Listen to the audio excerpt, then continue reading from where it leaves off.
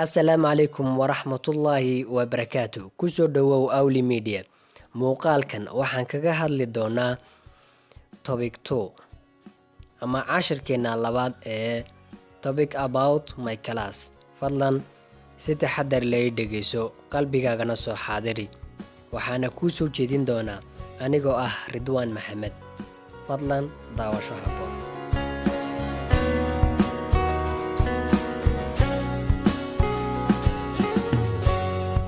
First, my full name is Ahmed Ali Abdi. Ugu horeyn magacayga oo dhammaystiran waxaa la yiraahdaa ama la igu yeedhaa ama aan ahayba Ahmed Ali Abdi.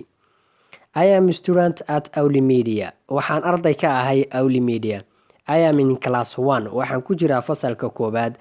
I have been studying English language. Waxaan baranaya luqadda Englishka about 2 months in gaadhaysa 2 bilood in this Awli Media channel, kanaalka Awli Media. I can understand, waan fahmi karaa, and I can speak, waana ku hadli karaa English language, luqadda Englishka. Okay, thank you and see you later. Waa mahadsantihiin, is aragti dambe. Okay, bye. Aan ku celiya mar labaad. First, my full name is Ahmed Ali Abdi. Ugu horeyn magacayga oo dhammaystiran waxaa la yiraahdaa ama la igu yeedhaa ama aan ahayba Ahmed Ali Abdi. I am a student at Awli Media. Waxaan arday ka ahay Awli Media. I am in class 1. Waxaan ku jiraa fasalka koobaad. I have been studying English language. Waxaan baranaya luqadda Englishka about 2 months in gaadhaysa 2 bilood in this Awli Media channel, kanaalka Awli Media. I can understand, waan fahmi karaa, and I can speak, waana ku hadli karaa English language, luqadda Englishka. Okay, thank you and see you later. Waa mahadsantihiin, is aragti dambe.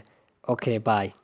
Inaad ila fahantay ayaan u malaynayaa, waxba uu ku noqod dambe u baahnayn, aadna adeegsan doonto mar walba.